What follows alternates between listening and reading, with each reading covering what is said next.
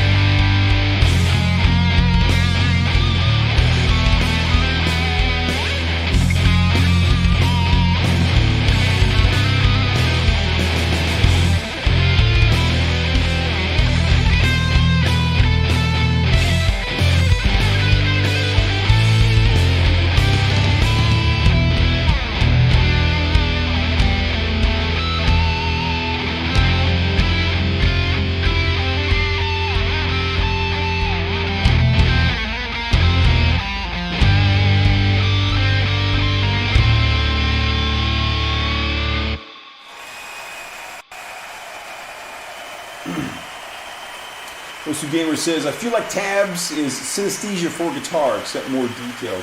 You know, that's kind of a pretty good analogy with it. I hadn't thought of it that way. I'm just kind of running that idea through my brain now. And it's like that, yeah. That's because really synesthesia, for people who may not be familiar with the word, there are some people who have a neurologic condition where they will like see colors that represent numbers, or they will see colors, or maybe have a certain smell that represents a sound, and so the connections are off, and it can be a really good thing for them. Like I know some audio engineers who have this, and like once their overall mix is the right color visually for them, they see this color, then it's like, oh, the mix is right. They're not really hearing it, they're seeing it. So it is kind of synesthesia for guitar, because you're actually seeing the music that you're going to play. And so it's a cool way to look at it.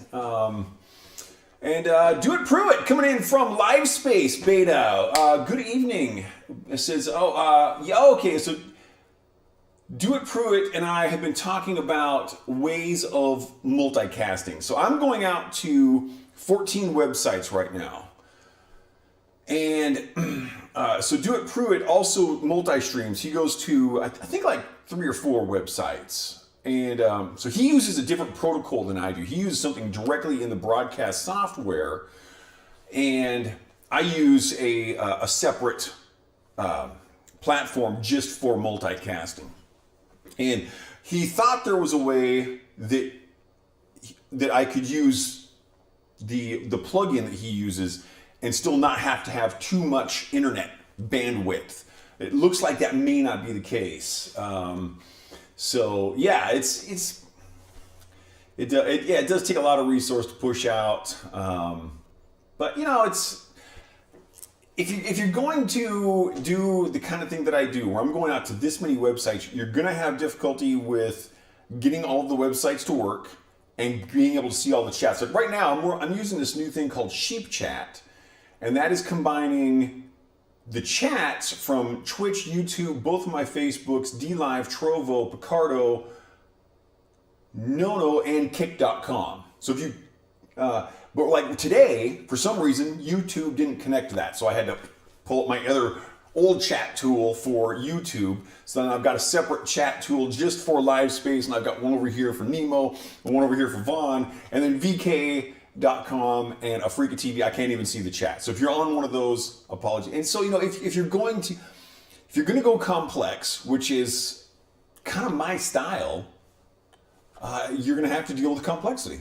And so yeah, I do, but Do It Pruitt, I definitely appreciate you looking into that more for me. It's very cool. I have experimented with the multi-RTMP plugin a little bit, and it's definitely a cool resource. And if you've got, like, you know, fiber internet where you've got the upload speed that can handle it, it would probably be about the best way to go. So definitely cool stuff.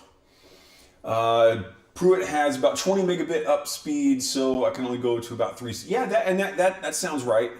I've actually got over here, my test generally top out at about 15 up. So I'm usually, it'll vary between like probably about 6 and 15, somewhere in 5 and 15 is kind of my range. So I kind of got to consider it on the lower end. So fortunately, because I stream to Live Push, and that is only one connection, and so I'm only uploading probably like, you know, 2-3 megabits per second up, and then they cast it out to everybody else, and that makes my life very easy. So yeah. Which I multicast with, it's called livepush.io. That's the web address. It's very similar to Restream. And I used Restream for about a year and a half, maybe 2 years. And it's a decent service, but the thing that really struck me when I started using LivePush is I would watch my my replay videos, and the video quality is actually much higher. I had very pixelated, blurry video with Restream, and with LivePush, it's really, really clear. And I'm like, oh, I thought that was my internet connection the whole time. And it may not have been. So that was kind of cool. So Live Push, and also you can go to a greater number of sources. And most of this, like, I think there are like 40 or 30, 35 or 40 platforms you can stream to, but a lot of them aren't for actual broadcasts like we're doing. A lot of them are for like corporate, showing your presentations to your various areas and stuff. So a lot of them aren't going to be something you're likely going to want to stream to.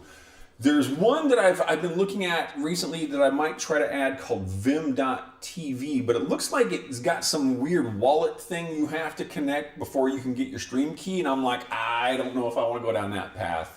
So that one's, I'll look at it some more, but that one's kind of weird. I just added on Kick.com, and that's been great. I like Kick.com so far. And there's another website I really want to stream to called YouNow.com. And the problem there is we're using a protocol called RTMP, which is real-time messaging protocol, to upload all of our streams. And they use FTL. And you cannot, it appears that you cannot combine FTL and RTMP. I've tried multiple ways to do it. So yeah, that looks like a cool site also, but nonetheless, that's what happens. Osu Gamer says, I don't know why people would see using Chabs as cheating. It's just personal preference. Synthesia. Is it? Oh! I was totally talking about synesthesia. He was talking about a computer program called Synthesia. Hey, nonetheless, it was a fun little topic to talk about. Very cool. I'm not familiar with that particular program, so that's hopefully a cool program. Nonetheless, how about some music? How about the most misnamed song that I've ever written? This one we often refer to as Heavy Metal James Bond, but the official title is The Long Way Home.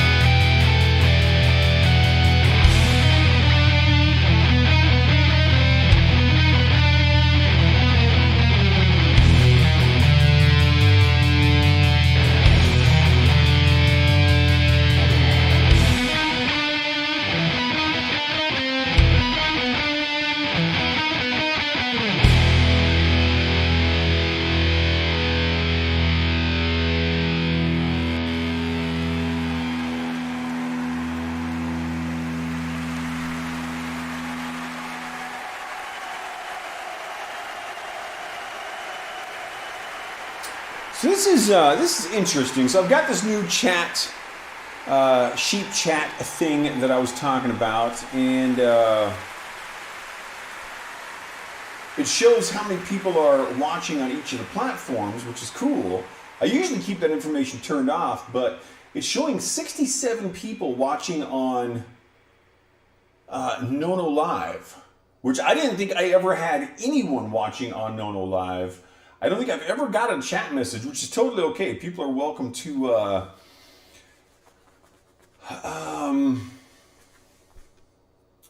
to watch without chatting, but I just didn't think I ever had anyone watching on there. So welcome from Nono Live. Looks like Do It Pruitt is moving over to YouTube. Welcome from YouTube.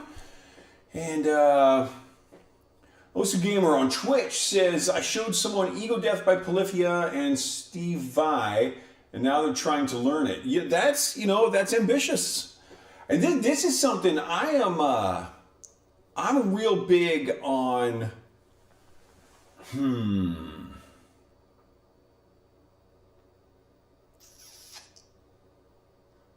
real big on challenging yourself. This is something I'm going to talk about when I release my 67th album, because it's a very important part of what happened with my coming of age as a guitar player, and that album has a lot to do with that. There's some very cool stuff coming on that from my perspective of how it came about. But it's good to go after the challenge, but it's good to know where the challenge lies. Because if you're not ready for that level of challenge, and I don't know who this person is who's learning a Polyphia / Steve Vai song, you can just beat yourself up and end up not accomplishing your goals. So it's being too ambitious, as Do It Pruitt says. Now here's the flip side of that. It depends on the individual. So when I started learning to play guitar the second time, I had quit for a few years as a teenager. I picked it back up, and I went and I got the tablature book for Master of Puppets by Metallica. Great album. I opened up to the first bit, and I learned the first 2 measures of the song Battery. And it took me about 2 weeks to learn that. And I just didn't think, oh, this means it's really hard. It's just like, oh, okay, this is how long it takes to learn this stuff. So it never bothered me how long it was taking. And that stuck with me. After I found out that was not actually an easy piece to learn, that's why it took 2 weeks. It kind of struck me as, oh, that's interesting. It was my mindset allowed me to learn that without ever getting frustrated with it. And that's a really good thing. If you can accomplish that, say, okay, I'm going to do this, but not allow myself the frustration, that's good. And that became a tool for me in my learning process to this day. And so, like, what was it? Probably about 6 years ago, I started learning the Grand Solo by Napoleon Costa. It's a classical guitar piece. And it is by far the hardest piece, the most challenging piece I've ever learned to play in any genre of music at all. I mean, it's crazy. And here's what I did to learn it. I played that for 45 minutes to an hour a day for 17 months. Nearly a year and a half from learning it, playing it daily, to actually doing my first performance. That's a long time. So most people are going to get worn out before they get to that point. So if you're the person who can do that, or if you can build up to that. Now, something like Ego Death by Polyphia and Vai, depending on who you are, that might be a little too ambitious, might be way too ambitious. What you can do, though, is you can take something like that. I suggest this to my students all the time and say, okay, I'm not going to learn Ego Death. I'm going to learn this 8-measure section. And that's it. And that is just an exercise that Polyphia and Vai wrote specifically for me. And that's the way I thought about Master of Puppets by Metallica. Those guys were very nice, and they set up a series of heavy metal exercises just for Teenage Randy. That was very nice of those guys. They were really quite kind to me on that one. Thanks, guys. So it's really a lot about mindset and how you're going to shift the way you think about it while you are learning those things. And if you get the right mindset for yourself, and it's going to be different for everybody, yeah, you can do it. It's great. But if you take on too much, you bite off more than you can chew, you may end up choking on it. So proceed with caution. All right. Yeah. Cool. Let's see. Do It Pruitt says, yeah, a lot of people do struggle with being too ambitious, and a lot of people think it's all about memorization. Yes. Oh, actually, that might be Osu Gamer on. I think Do It Pruitt is still on. I don't know. So I think Osu Gamer is now on YouTube. Got it. Yes, that makes more sense now. But yeah, it's not all about memorization. It's like when I was learning the Grand Solo by Costa, and I always specify the Grand Solo by Costa because there's a very popular classical guitar piece called the Grand Solo by Fernando Sor, which I also play. And Fernando Sor was Napoleon Costa's guitar teacher. It's a very weird circle of events there. So like when I learned Fernando Sor's Grand Solo, it took me about 5 weeks. Napoleon Costa's Grand Solo, 17 months.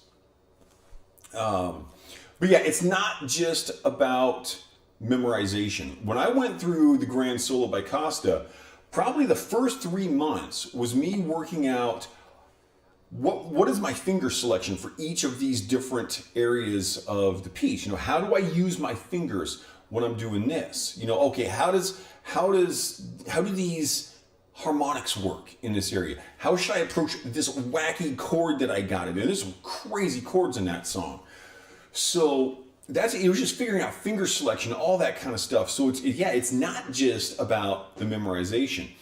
The memorization comes as a result of doing all of the other things. That's a big thing. So yeah, this is great. This is great stuff. And again, thank you very much everyone for coming in.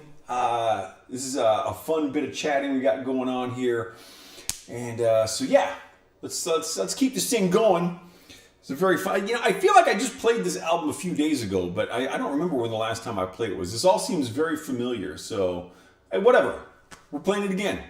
Oh, by the way, we are playing the album Bucket of Blood right now. For those who may be wondering, this is my 61st album, and I think I've got Innocent Assassin queued up next. Let's see what goes down here. I'm gonna choke for a moment. I'm gonna play a song called Limited Visibility.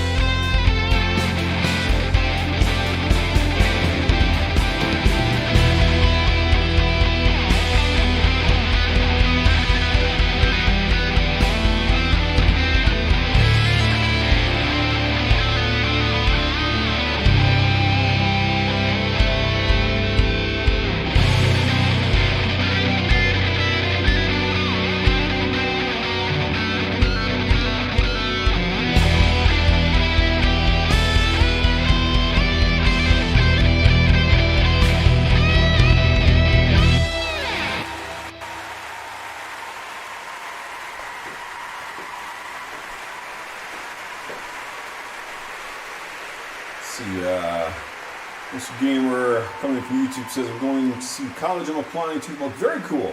Kind of sucks. The commute is 2 hours, but if it's a good college, it's worth it. Yeah, that's a long commute, but hopefully you'll be able to make that work out. I hope that all works out well for you. And I see we got Darth Rips coming in from Kick.com. Thanks so much for being here, Darth. Good to see you again. I checked out your channel. It looks like you've got some pretty cool guitar stuff going on. You got kind of a multi-instrumental thing going. I don't think I've seen you live yet, but I did throw you a follow. I'm looking forward to seeing one of your streams. So thanks for coming in. And yeah, wherever you're tuning in from, thank you very much for being here. And it looks like I got up to 80 people now on No Live. That still, it seems like really wild to me that I got that many people coming in there. Got a few people watching on Kick and Twitch and YouTube, and just having a good old time here today. Thank you very much, everybody. And you know what the cool thing that is going to go on now? It's going to happen because it has to happen. Yeah, that's right. You already know what I'm talking about. Because, ladies and gentlemen, we have arrived at the G sharp minor portion of the show. You are welcome. This song is called We Have a Situation Here.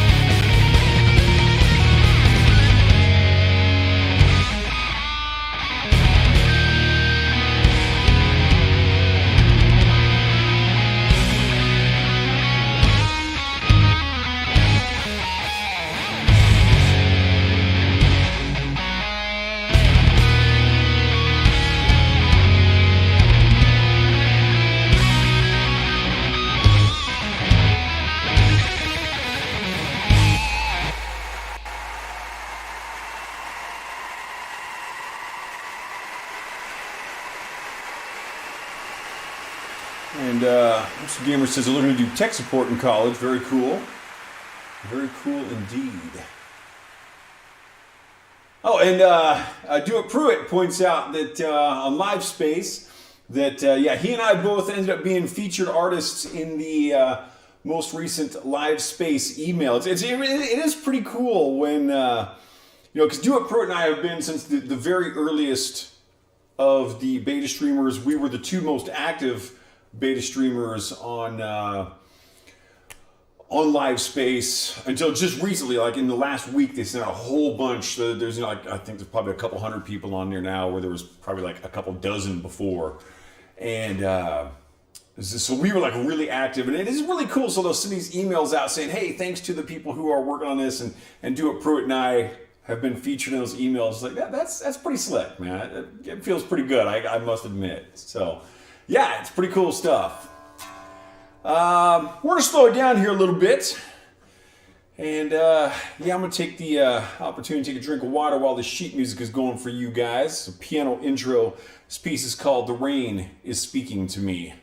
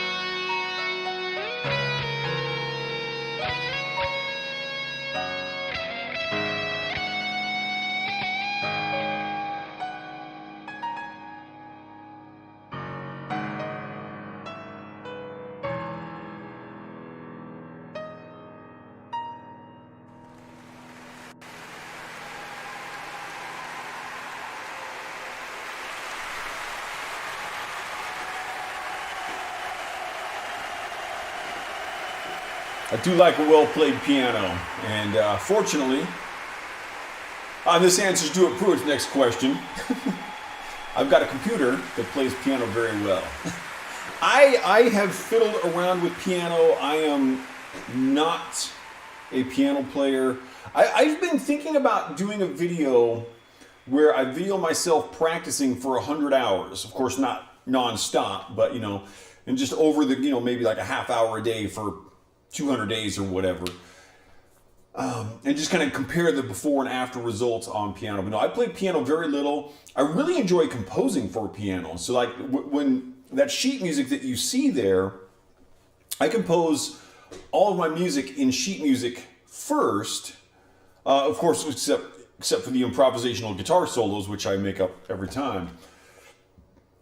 So yeah, I just put that in there. And then from the from the sheet music program I use, I can export all of my MIDI data so that the drums are programmed.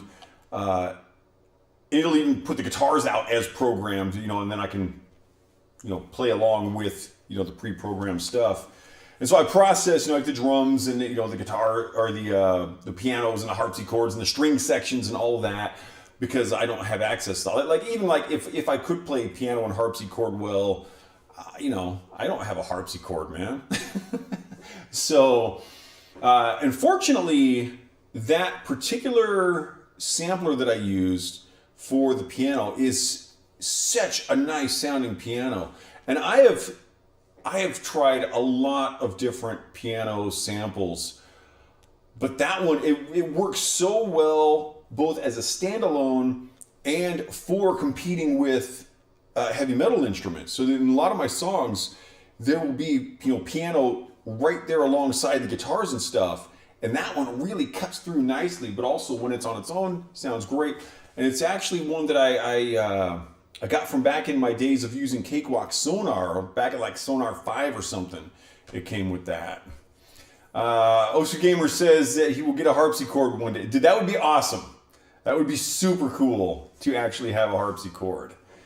And Do It Pruitt says he dabbles a little bit with piano, drums, and harmonica also. That's cool. And harmonica, it's a fairly simple instrument, but when it's played well, oh man, that is so awesome. When I see like a blues player that's got the harmonica and the guitar and they're just going for it and they got the gravelly voice, singing about Black Snake Blues or whatever, oh man, that is good stuff. Good stuff. Totally dig it. Beautiful. So that's the piano concept that we're working to there, and I've worked out some ways of I've really worked on my programming. So once I get the information into my recording program to make it sound more human, and I've had some very good compliments. In fact, Steven, who listening in from Facebook, he sent me a text one day. He had heard a piece of mine and said, either you've been hiding some amazing piano skills or you got some tricks about programming pianos that are just amazing. And it's the programming part. So yeah, I've worked a lot at it. Hopefully people like the result. But yeah, and Osu Gamer says that they like the idea of doing the practicing video. That would just be done on my little dumb keyboard, my little cheap Casio keyboard, but it would still be a cool video. So I am very much looking at making a series of videos that we talk about my influences and how those influences came to be influences and how someone else may be able to use similar information in their own artistic endeavors. And I've got a couple planned about one of my biggest influences is Coltrane. And I think I talked about that in part 1 of the interview I did with Mark Cook. We're doing part 2 this Saturday. Talk about the influence that I got from Coltrane and how he played horn and how that has affected how I play guitar. And another one I've been kind of putting together in my mind would be a video about Albéniz, Isaac Albéniz, who was a brilliant Spanish composer. 1860s, 1880s kind of was his most active period. But he started performing when he was like 8 years old or something. The guy was freaking crazy prodigy. And there's only actually 2 recordings of him because recording technology was so, and they're terrible recordings because it was on a wax cylinder. It might have even been pre-wax cylinder that they got these. But yeah, he could rip it up on a piano, that's for sure. Mad Poet Just Chatting stream. I've never actually done a Just Chatting. I love just like sitting here, and I know Do It Pruitt is the same. I've watched a few of Do It Pruitt's streams, and I think we have a very similar kind of streaming personality in some ways. That we absolutely just totally get into when people ask us questions that we can just start riffing on. And so, anyone out there, whatever platform you're tuning in from, feel free to ask questions that you think I might have a valid answer for. Music theory, of course, is a big one for me. I will generally stay away from religion and politics because it's just not the right kind of a platform for those discussions. And those topics can be so very, very charged. That's Osu Gamer points out. It was kind of a just chatting stream when I read Sherlock Holmes. And that was fun. And I may do some more reading streams where I just sit and read a book to people. And what had happened in that case, I had spilled water, quite sensibly, on my computer.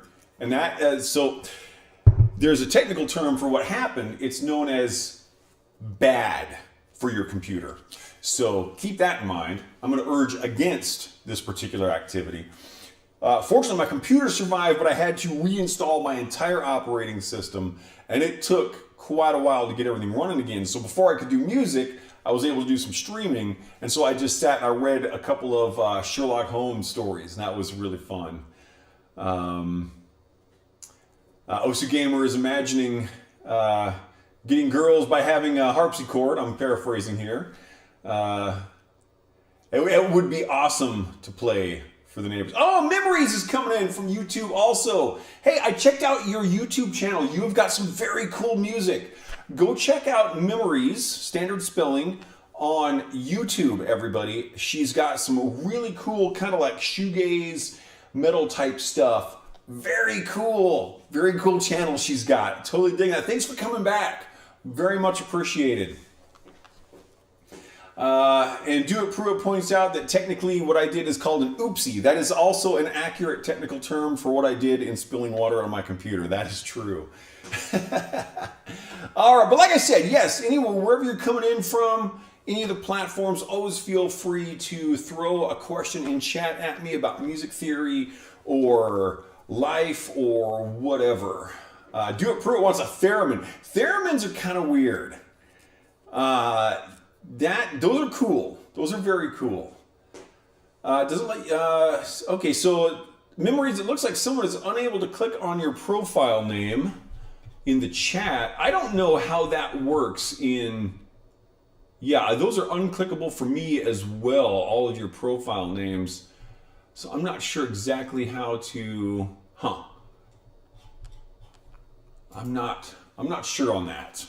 But look up do a search on her name in YouTube there and check out her music. It's pretty cool. And Do It Pruitt wants theremin exactly because it's weird. And I approve of that because I like weird stuff. Because I am kind of weird. So let's play some weird music. This one's called Reintegrating Our Shadows.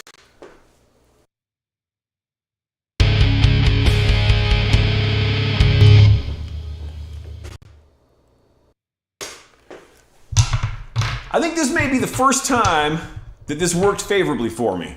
My batteries actually died while I was talking. Usually they go out right in the middle of a song. And I thought these might be low. I should have been watching them. And hopefully these ones are charged up. I think this is a good set. I use rechargeable batteries because I do not want to be paying for this many freaking batteries. So let's see what we can do. All right. Excuse me. Okay. Osu Gamer says, and for those wondering on YouTube, I'm calling them Osu Gamer, but on YouTube their profile name is just profile name. Profile name says, I need an automaton. I don't know what that is, so I'll have to look that one up later.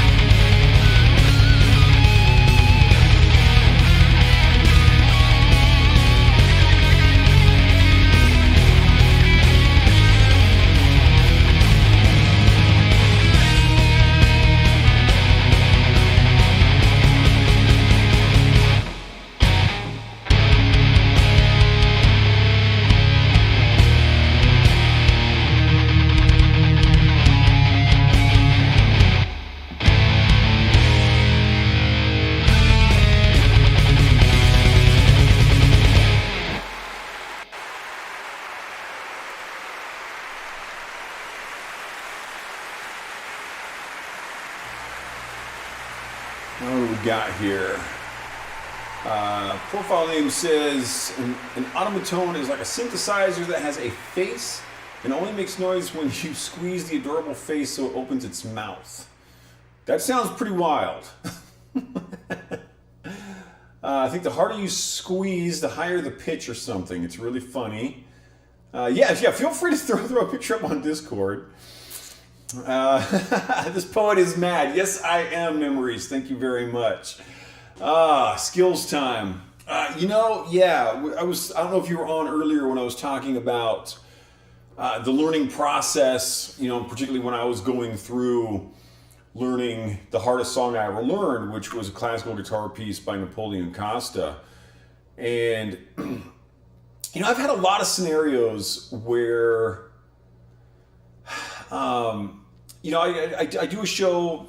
It might be online, it might be an in-person show, it might be a big show, a small show, whatever. But I'll be talking to people afterward, and they're like, "Oh, you're a natural on guitar," and I'm like, I'm really not. I've worked at this quite significantly for a very long time, and that really kind of makes all the difference right there. So. It's important, I think, to keep that in mind. That's a lot of what's going on. Is when you see these skilled persons, it is generally the result of a lot of hard work. And when I see, because there are guitar players out there that just, in my opinion, make me look just kind of silly, really. So when I see a player like Zhu Feiyong or Ana Vidovic or Pepe Romero on classical guitar, when I see John Lowry, better known as John 5 on metal guitar, or Kevin Hughes, my guitar teacher, it's just like, hey, tip of the hat to you, because I know those people have put in the time to earn that level of skill, because that's how you get there. And I think I was having some shower thoughts last night, because, I was in the shower and I was thinking, and I love my showers, man. I like a 25-minute shower is a short one for me. I love taking showers. I'll take a shower before I go for a run, and then another one after I go for a run. But I was having some shower thoughts, and freaking airhead.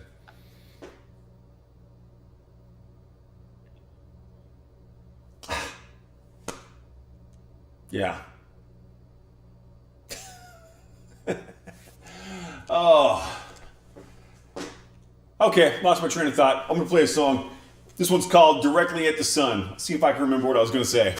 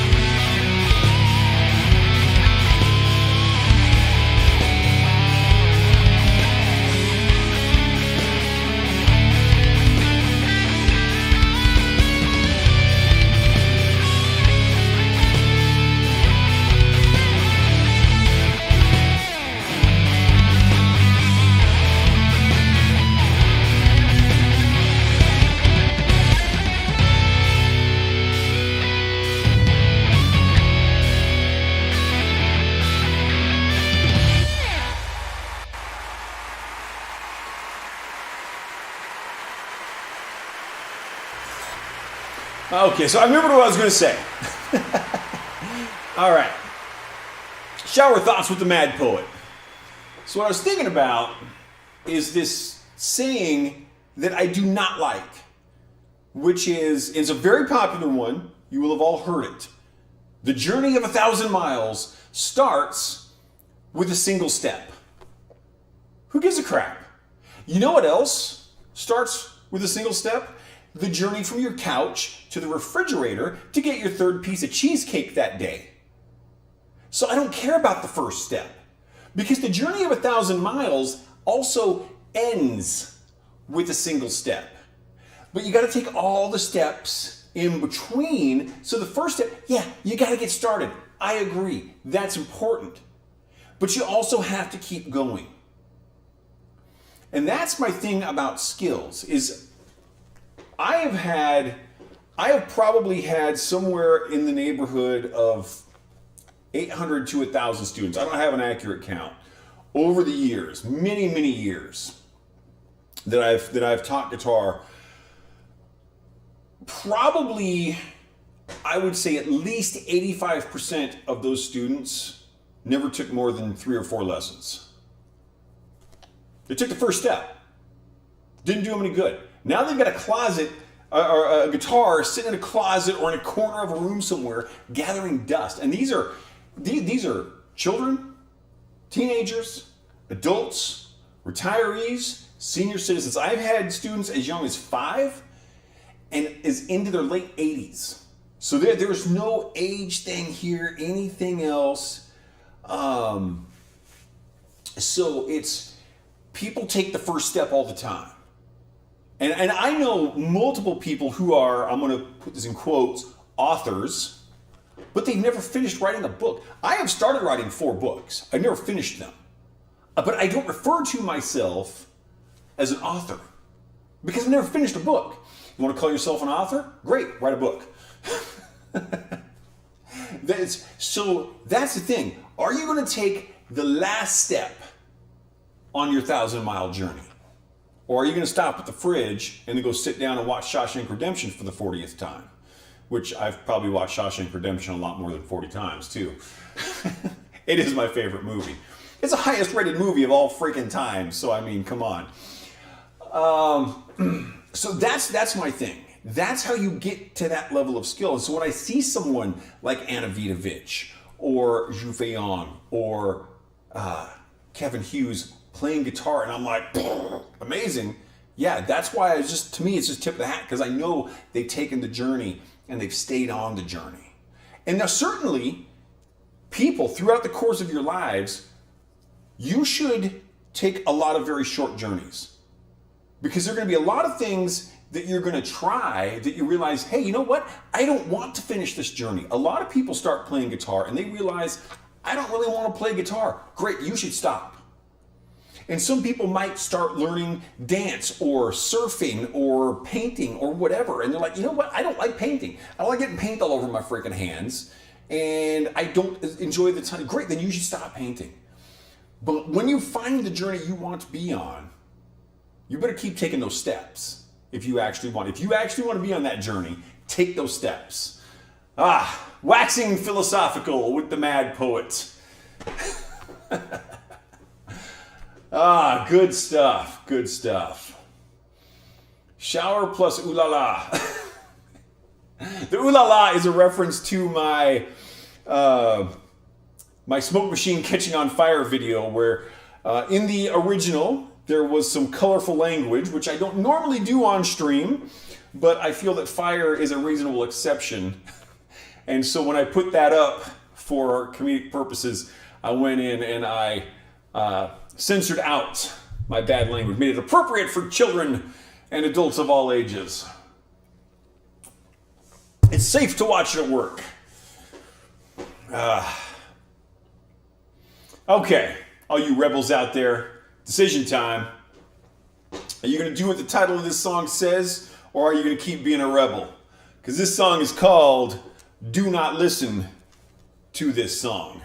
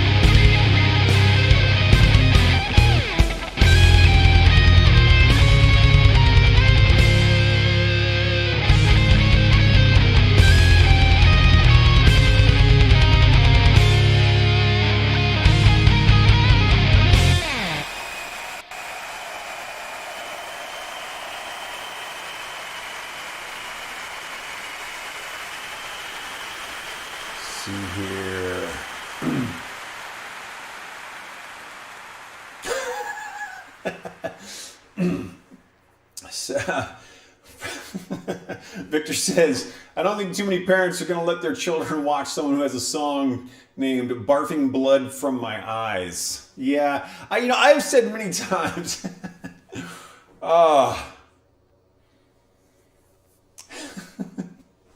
I've said many times, if a person were to judge me based just on my song and album titles, they would definitely get the wrong idea of who I am as a person.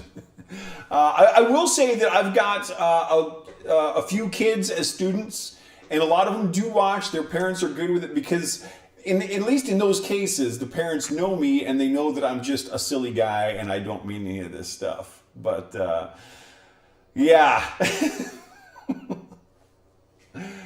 And okay. So Memories is French. Oh, that's cool. Yeah. Very cool. Well, we will teach you new English words like barfing. And now you can translate that into French and talk about barfing blood from your eyes.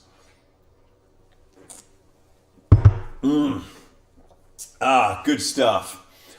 All right, I want to check how many. I think this is the last song on this album. Now I'm going to switch over to An Innocent Assassin, another happy little album title. Oh no, I got 2 songs left on this album. Okay, cool. Alrighty then, so this is Obsidian Eyes.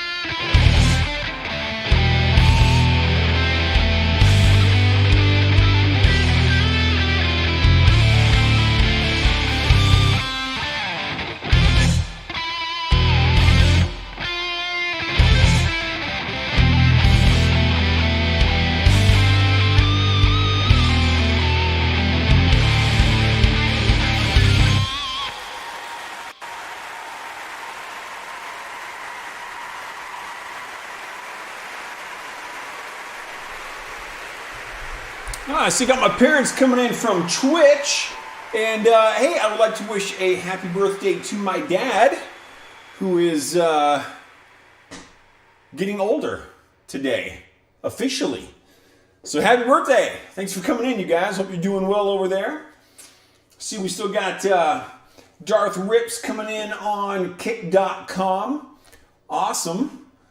Yeah, no, it's really cool that I've only think I streamed like 4 or 5 times now on Kick.com. So that's kind of a cool thing there that the people are actually seeing me on that website. Yeah.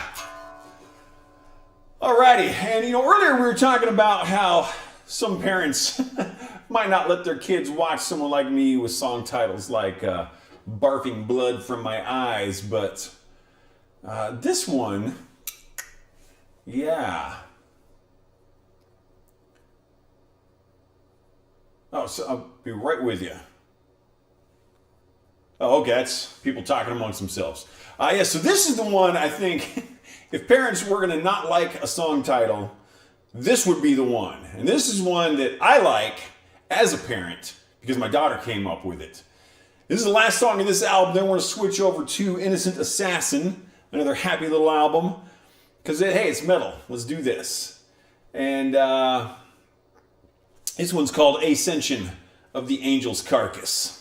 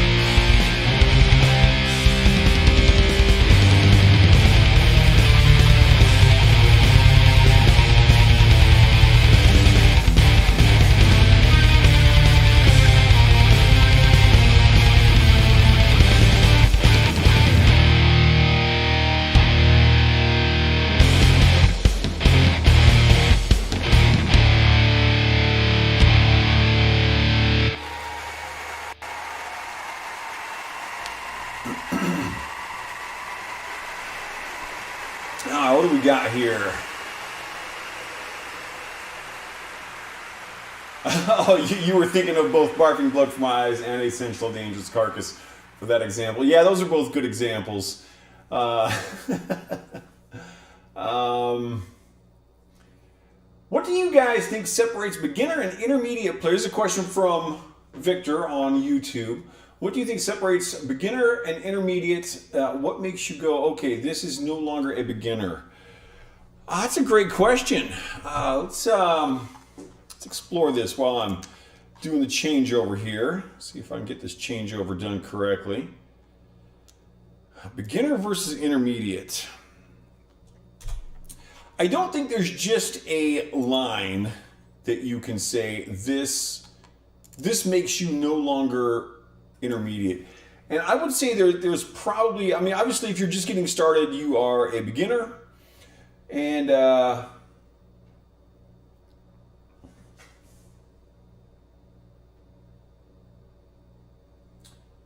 Mal Ennis 1 coming in from Kick asks, what's my name? My name is Randy, and I go by the Mad Poet in my musical capacity. I'm going to get back to the intermediate beginner question in just a moment.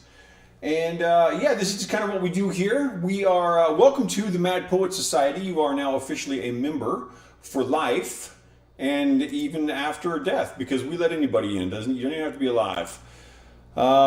Yeah, and then that is kind of what we got here. We just finished up playing my 48th album, and I'm switching over here. We're going to play my 21st album next. I'm just getting that going. And Mal Ennis, I'm not sure if I'm saying that right, is coming in from Kick. So thank you very much for coming in from Kick.com. I'm digging that platform. So let me just get my changeover here. So back to the question of what makes a beginner versus intermediate. I think that you probably would start, you start as a beginner, and then different aspects of your playing are going to push into the next level. So like once you, okay, so I always teach my students that the thumb on your left, let me get that so you can see it, that the thumb back here should be pointing up. It should not be off to the side, and that a lot of people end up with it off to the side because you move your hand, your thumb will pivot a bit.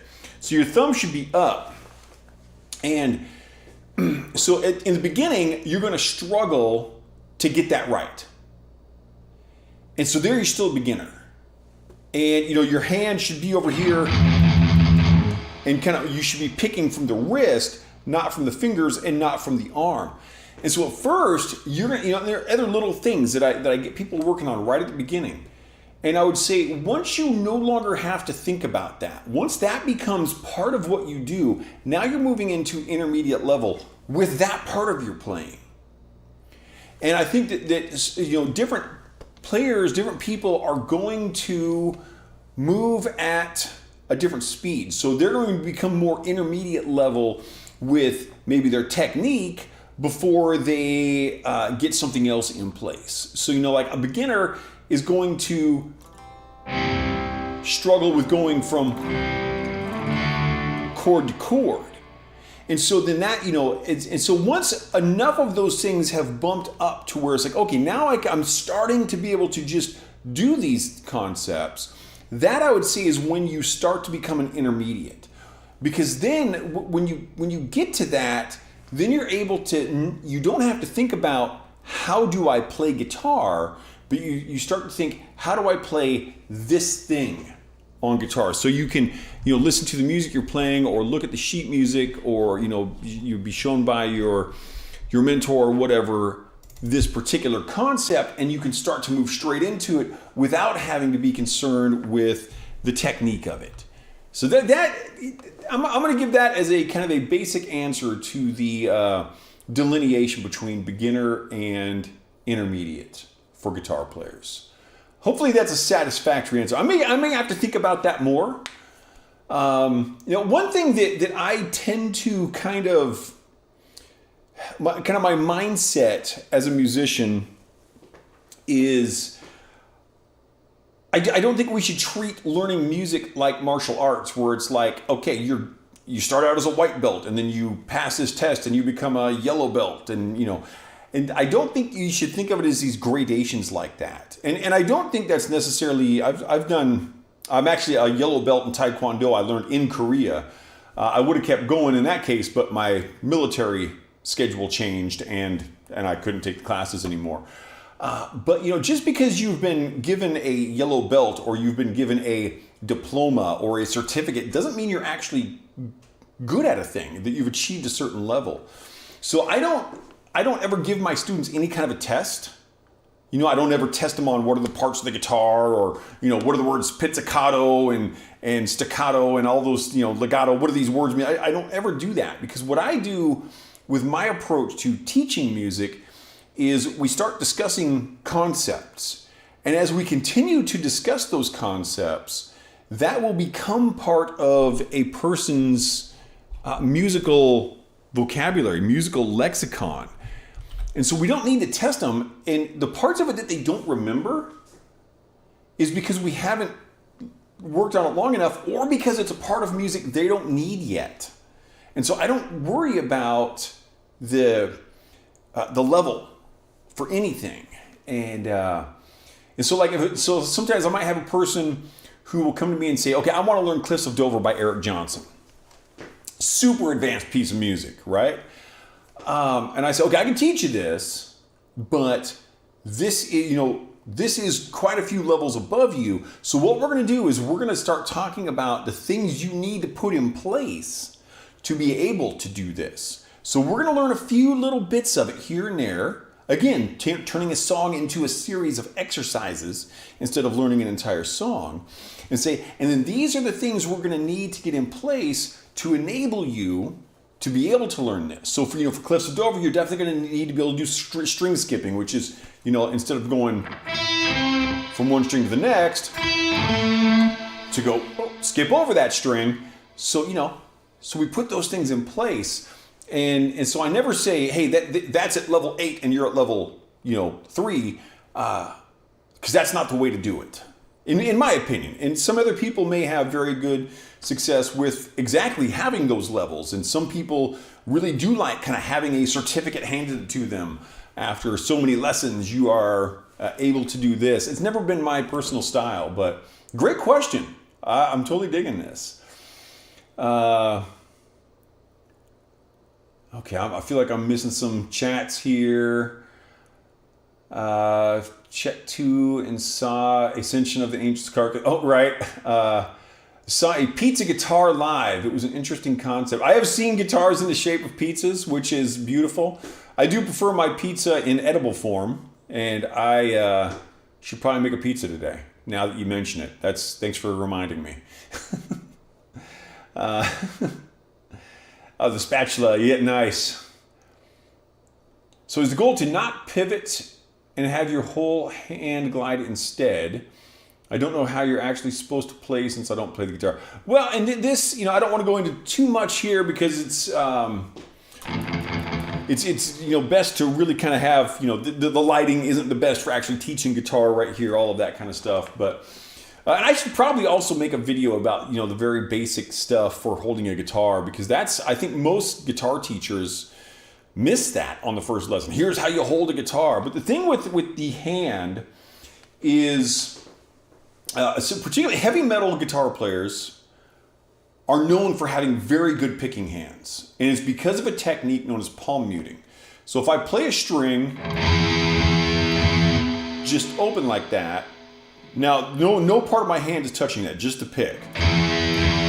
When you palm mute, you actually put this part of your hand on the string. So you're basically pivoting around that when you pick. So notice with my hand here, the whole hand moves. My fingers are not moving independently. My arm is not moving. Like, you've probably seen people on acoustic guitar going.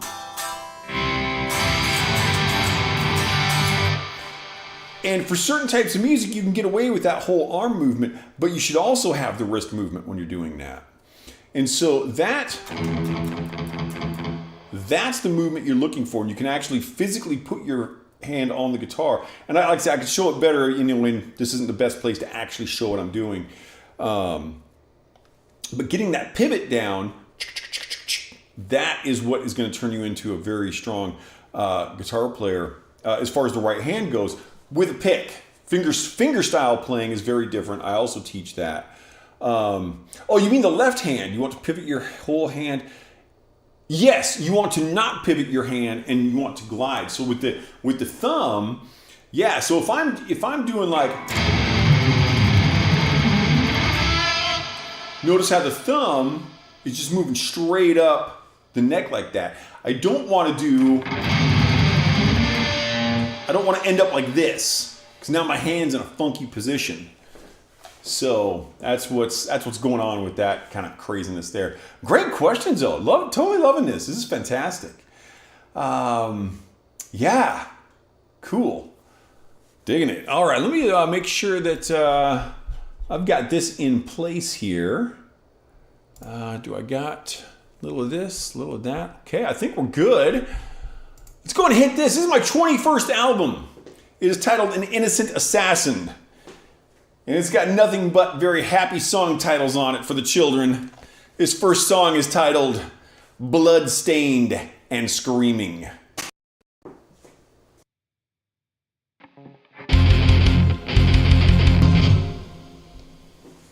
My lights didn't work right there. My light's working.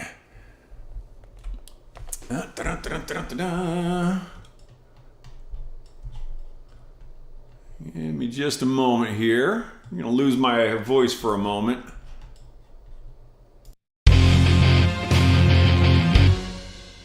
Okay, what's going on with my lights? When I do these shows, I have my main screen turned to negative colors for my sheet music. So I got to change that out real quick because that makes it hard to see what's going on here. Okay, lights. Oh, there we go. Okay, I did not have my lights connected. Okay, I'm gonna test this real quick. You're gonna lose my audio again. Okie doke. We are good. Okay, and let's get that negative screen back.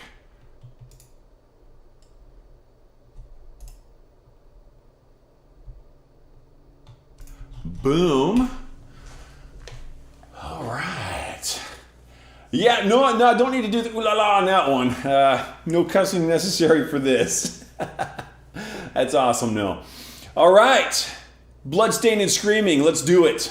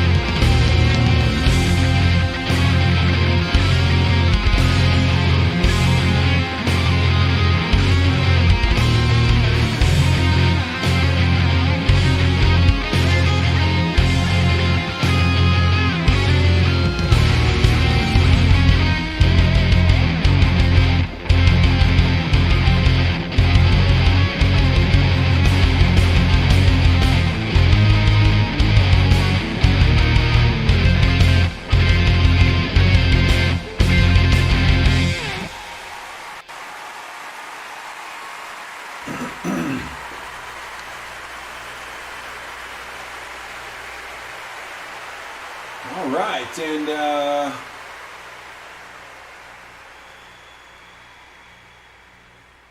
oh yeah, okay. So looks like Victor's got to take off.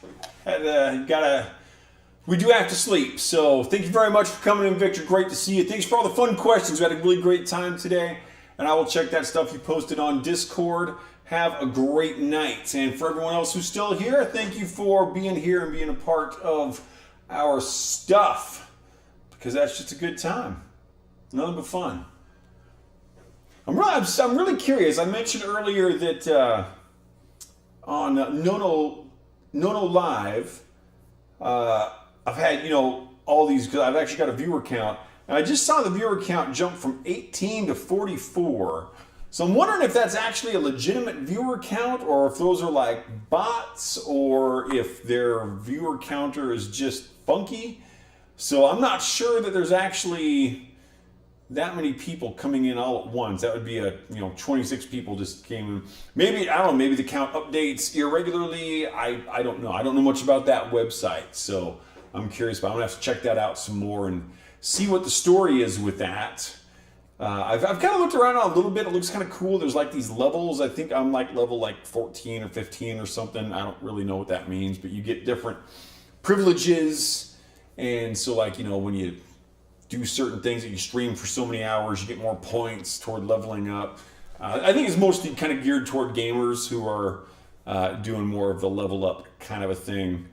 But nonetheless, cool. And if there are 44 people watching, I think that's freaking awesome. So, no, that's on a website called Nono Live, and I think that what's the web address for that? That is, let me check this. NoNoLive.com is the, and I just go as the Mad Poet on there. So that's the website, and like I don't know a ton about it. On Twitch, it looks like I've got like one person watching on Twitch. I don't show anyone watching on Facebook, DLive, or Trovo right now. It's like I've got at least one person watching on Kick.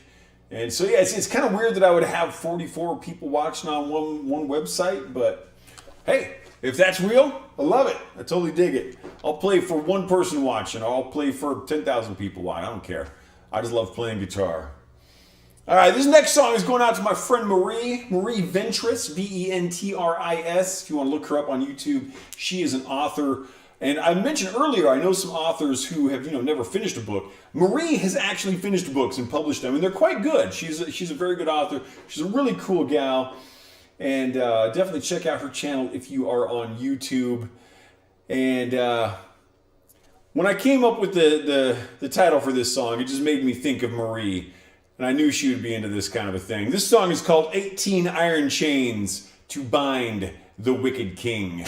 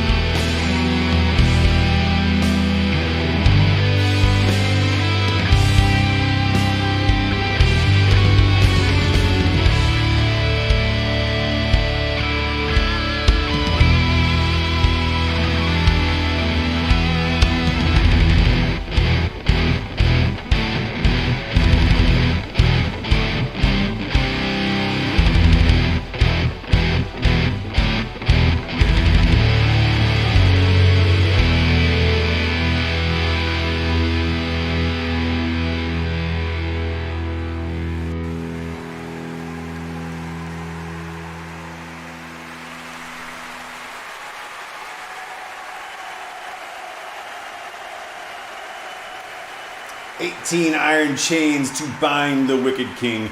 That, I think, is, without a doubt, one of my better song titles. That one's pretty kicking. My song titles are fun. No way around that. How we doing on time here? We've been streaming for 2.5 hours. Not bad. You just checked out Nono Live. You didn't know it. Very cool. Hopefully you have a good experience on there. I have not watched. I don't think I've watched but one or two other streamers on there. So, and thank you very much for the compliment. I really appreciate that. All right. So, what do we got going on here? We're just going to keep playing some music. How's that sound? This song is called Beyond the Other Side of Silence.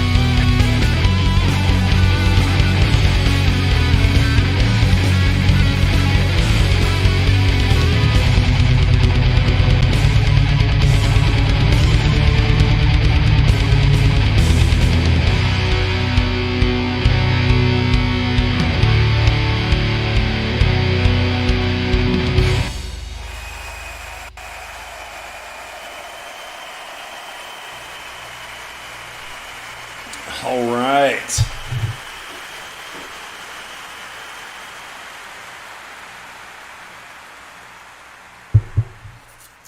Okay, so the memories had a black screen, and it looks like it was just on her end. Cool. I know I'm showing myself still working on at least live space, and yeah, I do got image on YouTube, so glad you got that worked out. Cool. So all good, and just kind of checking stuff here. Yeah, I'm still curious about this No Live thing. I'm showing 9 viewers on it now, which seems a little more realistic. It was I said at one point I had like 97, so this has been jumping all over the freaking place. So I don't know if I trust those numbers or not, but whatever, man. We'll keep rocking. We're actually going to slow it down here a little bit. C sharp minor. This one's called Imminent Decay.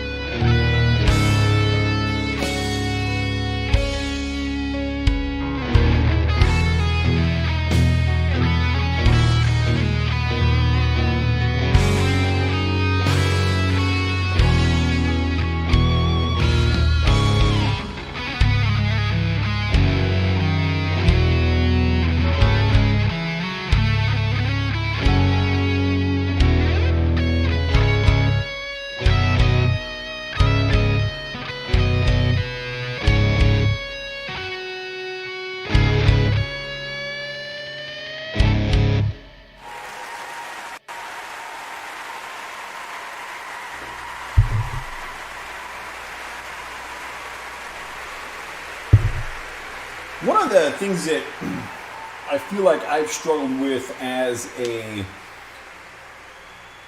engineer is really getting my reverbs to sit just right. When I listen to the reverb on a piece like that, I'm like, oh yeah, I nailed that. The little echo on there.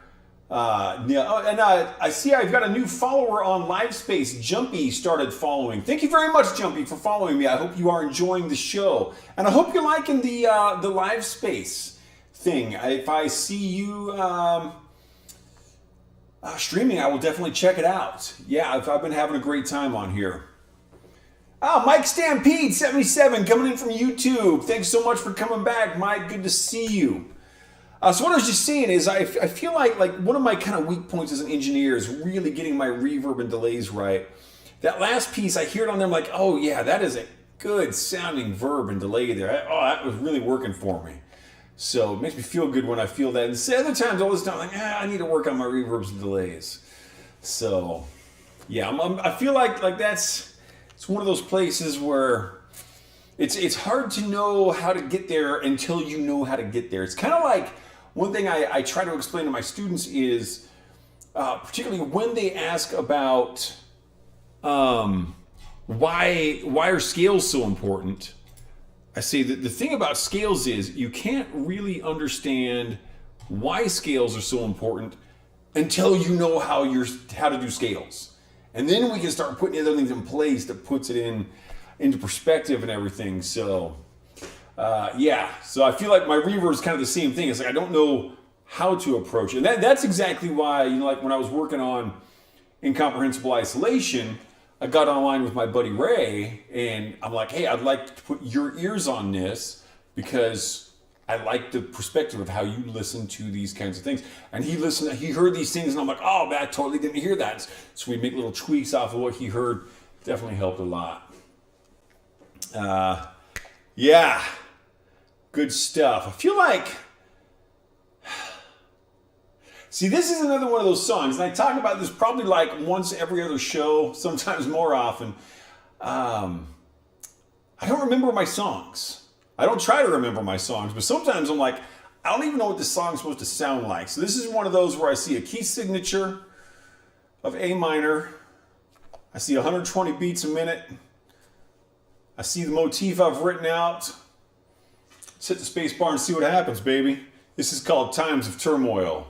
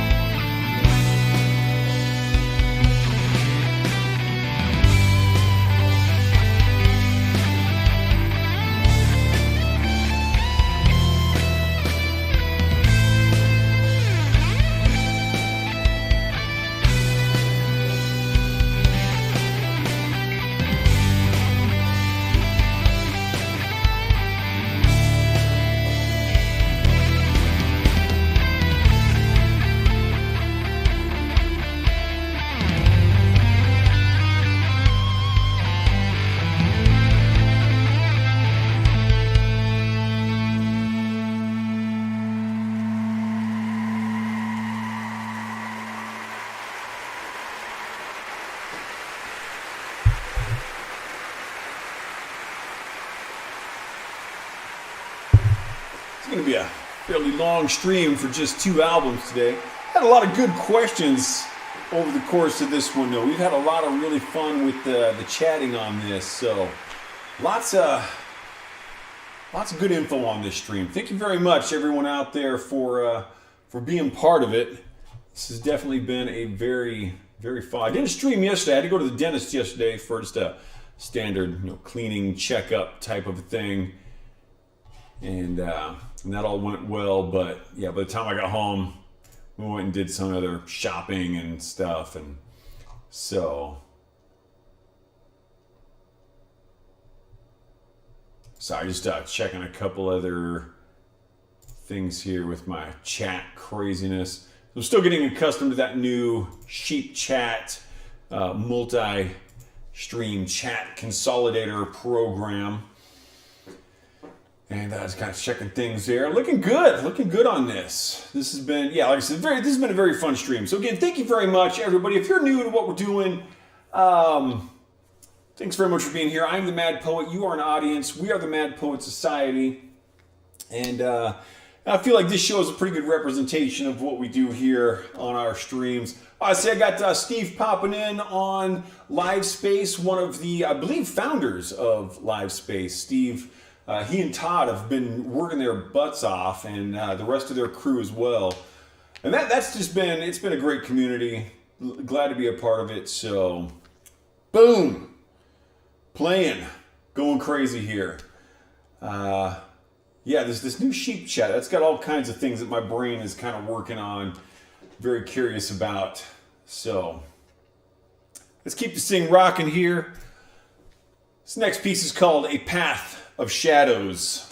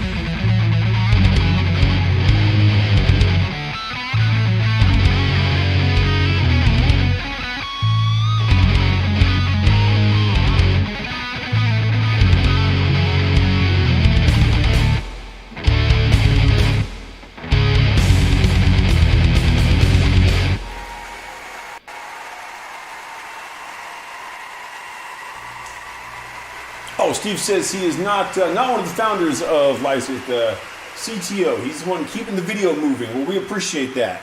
I know you guys have been working out a lot of glitches and bugs and stuff, so keep up the good work. And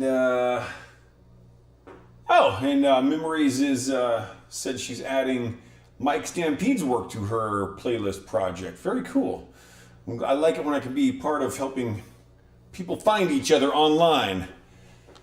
Now this one is this song was very experimental when I wrote it, and it's still experimental when I play it now, just because of the way that I set it up. Often when I'm asked about, like, how do I make decisions about my improvisational guitar solos? So for those who may not be aware, when I'm playing these guitar solos are not something I've written in advance. These are improvised, very extemporaneous playing. On many of my songs, I'll have like a motif that might be like 1 or 2 or 4 measures of kind of a written part of the guitar solo that will give me an idea of where to go with it. But then it's just kind of up to me. And even sometimes those motifs I will completely ignore. But when the thing I talk about, I play everything within a scale. This next song is in what's called E Phrygian. And of course I can expand that out so it covers the entire guitar fretboard. But typically the way I play that there would be very linear. I'm playing all of the notes in order. So that'd be a very linear type playing.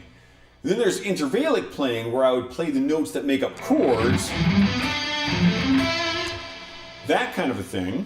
And then there's more angular playing, where I'm kind of jumping around and making larger jumps. And so this next song is called The War of the Black Tower, and I have these notes in here to play more angular. And normally I will go more intervallic and more linear, kind of with the way that I do things. So this one, I intentionally go to these things that are much harder to play, much harder to make work well. And so it's a very interesting kind of experiment. It's a kind of a cool sound.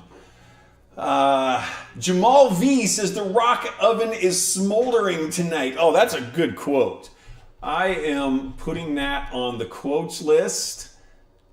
That's awesome. The rock oven is smoldering.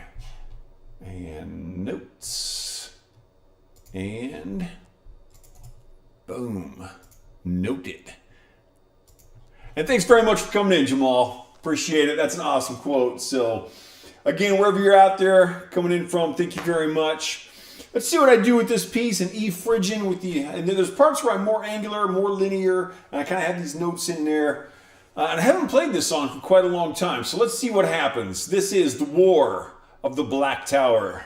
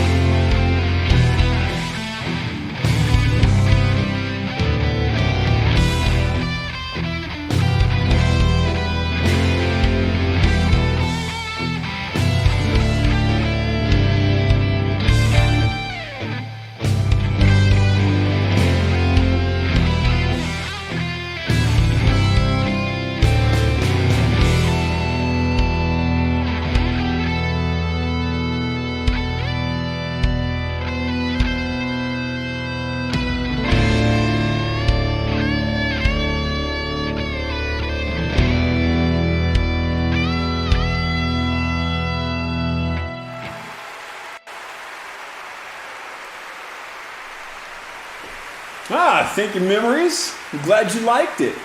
It's a different way of playing. It's pretty fun. Now this next piece here, I want to see where I've got this set up. Where am I even at?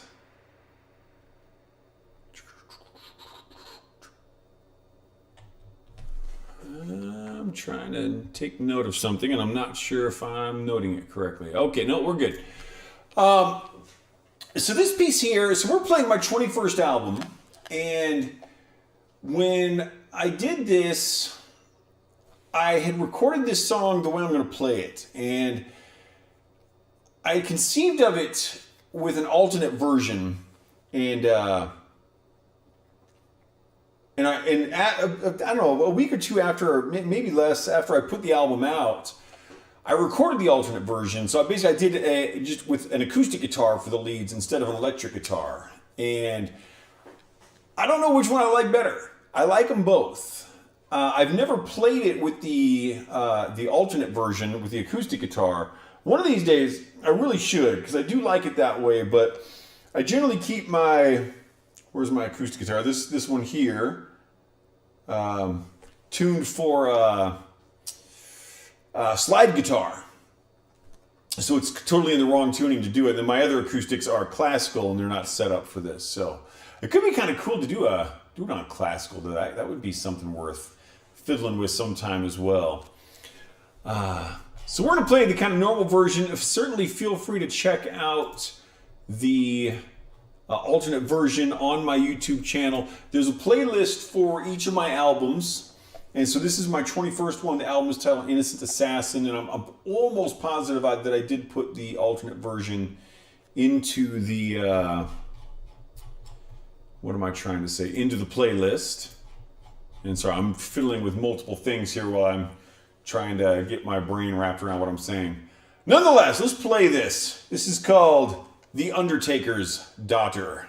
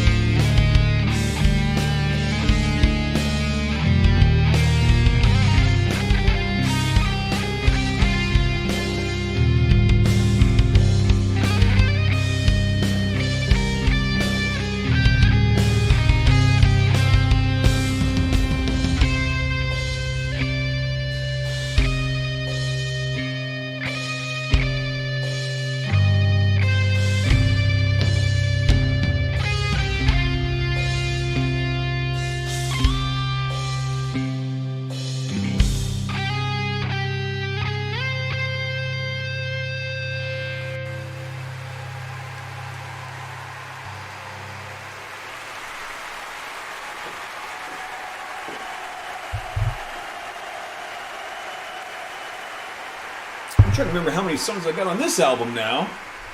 That's something I usually don't remember. I'll get 10 songs on this album. So we're moving into song number 9 here. So we're nearing the end of the show. Again, I would like to thank everybody for coming in and being a part of it. Got a great time. We had some really great questions in chat. Feel free to continue to ask questions if you are so inclined. I'm going to play through this next piece. These last 2 songs, if I recall correctly, are pretty upbeat and fun. Let's see what we can do with this. This is called The Silence of the Graveyard.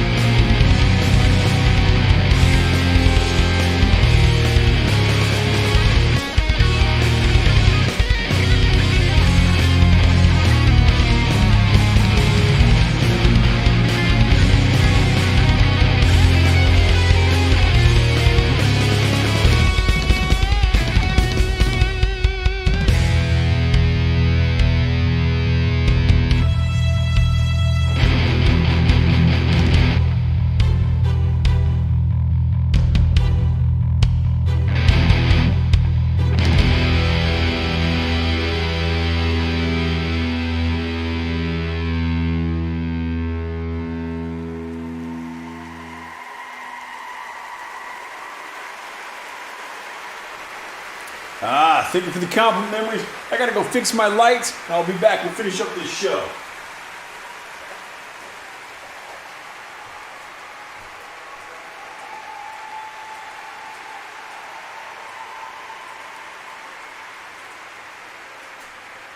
Boom! One roguelike in a 3-hour show. That's not too bad. We're at 3.25 hours. It's a good long show today. So this next song, as I've been out running, I've been listening to my own music just on random. I've got all my albums in there, just put it on random play, just to kind of get a feel for where I'm at with where I've come from and how everything is. And as I listen to it, sometimes I feel like I spent 2.5 years on my 65th album getting the production right. And sometimes I feel like, was it really worth it? Did I make that much of a jump? But then this song came on, and I'm like, yes, it did. Because this song, I really like the way it's composed. It starts out with just your standard rock ensemble, and it starts adding in string sections, brasses, more strings, and it gets bigger and bigger and bigger. And the thing that my production jumped to is those things are much more present in the recordings now than they were at the time. So I think that this, if I were to put this into my more, which it is for the show, it is in the more updated production, we actually hear those pieces a lot better. And so listening to this, when this hit on random play, I'm like, okay, yes, this was all a very good thing for me to do. I still like the recording of this. I like the song. I like playing it. But it definitely makes me realize that my updated production was a good thing. And yeah, digging it. So this is going to be the last show of the evening. Again, thank you very much wherever you're tuning in from. See, we got a bunch of people watching on Live Space. I'm totally digging that. I'm so looking forward to that coming up. And we've got people on Kick. We've had people on Twitch and YouTube all day and Facebook. And I'm dropping guitar picks. And I'm still a dork and an airhead. And I'm the Mad Poet. And you're an audience. And we are the Mad Poet Society. And this song is called Broken Bones Sit Upon Shattered Thrones.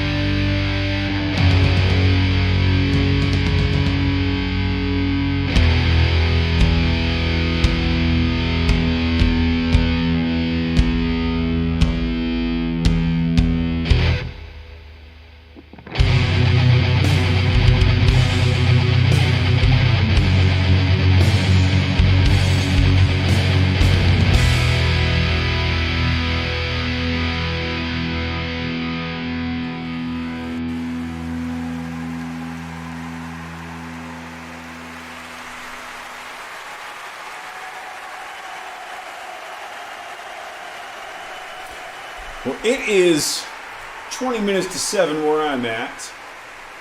I've got a student coming in at 8 o'clock. That means I've got just enough time to make a pizza. So that's what I'm going to do. I'm going to make some pizza. And then you know what I'm going to do with that pizza? I'm going to eat it. Madman. Again, thank you so much to my new followers, my new viewers, all the chatters, all the great questions we had. Thank you so much for coming in. I will be back tomorrow doing a couple more albums, and we should have a good time with it. Until then, I will